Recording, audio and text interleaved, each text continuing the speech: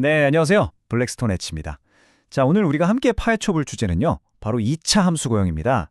이게 뭐냐면 파생상품 포트폴리오의 움직임을 한 단계, 아니 그 이상으로 깊게 들여다보게 해주는 아주 강력한 도구라고 할 수 있죠.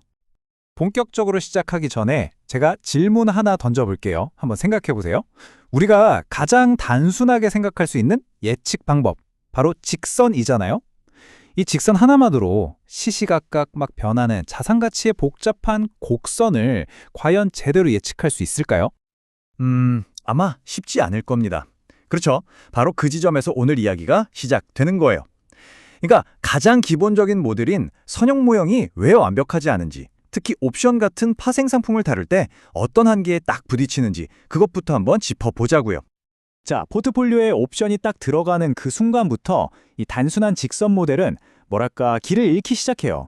왜냐하면 옵션의 가치는 기초자산 가격이 변할 때 직선처럼 정직하게 예측 가능하게 움직여주질 않거든요. 이런 비선형적인 관계 때문에 선형 모형은 결국 큰 오차를 만들어낼 수밖에 없는 거죠. 그렇다면 말이죠. 이 직선 모델이 놓치고 있는 그 결정적인 퍼즐 한 조각은 대체 뭘까요? 그 해답이 바로 오늘 우리가 이야기할 감마, 바로 이 감마라는 새로운 변수에 숨어 있습니다. 자, 감마를 이해하려면 잠시 델타를 다시 떠올려 볼 필요가 있어요. 델타가 뭐였죠? 기초자산 가결이 변할 때 내 포트폴리오 가치가 얼마나 변하는지 그 변화율이었잖아요. 이걸 자동차로 치면 속도라고 할 수 있어요. 그렇다면 감마는 뭐냐? 바로 그 속도가 얼마나 변하는지를 나타내는, 즉 가속도를 측정하는 값이라고 생각하시면 딱 맞습니다. 네, 맞아요. 가속도가 있다는 건 속도가 변한다는 거고 그래프로 보면 직선이 아니라 뭔가 휘어진다는 뜻이잖아요. 바로 그겁니다. 감마는 포트폴리오 가치 그래프의 휘어진 정도, 즉 공률을 측정하는 핵심 지표인 거죠. 그러니까 선형 모형이 애써 무시했던 바로 그 곡선에 대한 정보를 이 감마가 담고 있는 셈이에요. 자, 이제 우리 손에 감마라는 아주 강력한 무기가 쥐어졌습니다. 이걸 장착하면 훨씬 더 정교하고 현실적인 모델을 만들 수 있겠죠? 그게 바로 오늘의 주인공, 2차 함수 모형입니다. 좋아요. 그럼 이 감마를 기존 모델에 어떻게 녹여내서 예측력을 확 끌어올리는지 그 구조를 한번 들여다보겠습니다. 자, 화면에 보이는 수식을 한번 보시죠. 복잡해 보이지만 사실 간단합니다. 첫 번째 항, 델타 델타 S. 이건 우리가 이미 잘 알고 있는 델타를 이용한 천형 근사치, 즉 직선으로 예측한 부분이에요. 그런데 여기에 두 번째 항이 추가됐죠. 바로 2분의 1 감마 델타 S의 제곱. 이게 바로 감마항입니다. 이 두 번째 조각이 바로 공률을 반영해서 모델의 정확도를 말 그대로 비약적으로 끌어올리는 핵심인 겁니다. 자, 이제부터가 정말 재밌는 부분입니다. 이 감마가 추가되면서 단순히 예측 정확도만 높아지는 게 아니에요. 우리가 리스크와 수익을 바라보는 관점, 즉 확률 분포의 모양 자체가 완전히 달라지게 되거든요. 이게 정말 중요합니다. 감마가 딱 더해지는 순간 포트폴리오 수익의 확률 분포는 더 이상 우리가 흔히 보던 좌우대칭의 예쁜 종 모양이 아니게 돼요. 지금 화면에 보시는 그래프처럼 한쪽으로 꼬리가 길게 늘어진 비대칭적인 모습, 이걸 우리가 외도, 영어로는 스큐니스를 갖게 된다고 말합니다.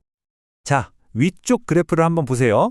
이게 바로 대표적인 양의 감마 포지션, 바로 콜옵션을 매수한 경우입니다. 어떤 특징이 있죠? 기초자산 가격이 오르면 이익은 무한대로 커질 수 있지만 만약에 가격이 떨어져도 내 손실은 처음에 낸 옵션 프리미엄으로 딱 제한되잖아요. 네, 바로 이런 비대칭적인 손익구조 때문에 확률 분포 그래프가 보시는 것처럼 오른쪽으로 긴 꼬리를 갖게 되는 거예요. 이걸 양의 외도, 즉 포지티브 스큐라고 부릅니다.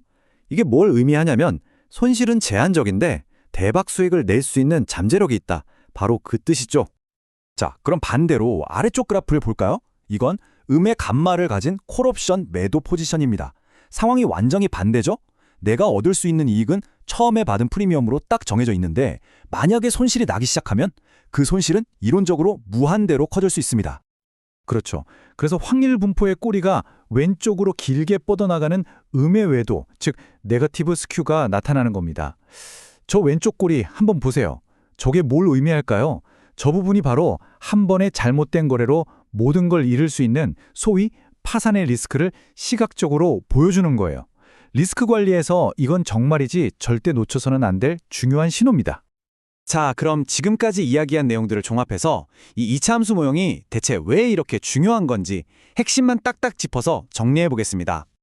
첫째, 공률, 즉 감마를 반영해서 예측의 정확도를 현실적으로 만들어줍니다. 둘째, 바로 이 점 때문에 옵션이 포함된 포트폴리오를 분석할 때는 거의 필수적이라고 할 수 있어요. 그리고 제가 생각하기에 가장 중요한 점인데요. 포트폴리오의 최대 예상 손실액, 우리가 VAR이라고 부르죠? 이 VAR이 위험을 과소평가하는 치명적인 오류를 막아준다는 겁니다. 에이, 이 정도는 괜찮겠지 하는 아니란 생각이 결국 어떻게 금융위기까지 이어지는지 우리는 이미 역사를 통해 봐왔잖아요. 결론적으로 말해서 2차 함수 모형을 이해한다는 건요. 세상을 단순한 직선으로만 보려는 좁은 시야에서 벗어나서 실제 시장의 복잡한 곡선의 움직임을 제대로 읽어내는 첫걸음을 떼는 것과 같다고 할 수 있습니다. 그런데 말이죠. 과연 이 모델이 모든 것을 설명해 줄 수 있을까요? 완벽할까요? 시장에는 이 감마로도 다 예측할 수 없는 또 다른 변동성, 또 다른 곡선이 존재하지 않을까요? 어쩌면 그게 바로 우리가 다음 시간에 다뤄야 할 주제가 될지도 모르겠네요.